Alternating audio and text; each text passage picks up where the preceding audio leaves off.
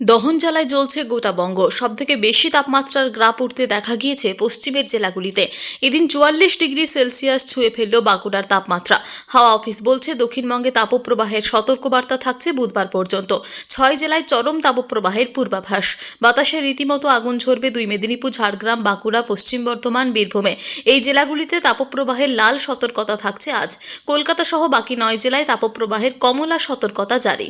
সোমবার থেকে কিছু জেলায় বিক্ষিপ্তভাবে হালকা বৃষ্টির পূর্বাভাস দিচ্ছে হাওয়া অফিস। বেশি বৃষ্টি হতে পারে উপকূলবর্তী জেলাগুলিতে। পূর্ব মেদিনীপুর, ঝাড়গ্রাম, পশ্চিম মেদিনীপুরে হালকা বৃষ্টির পূর্বাভাস রয়েছে।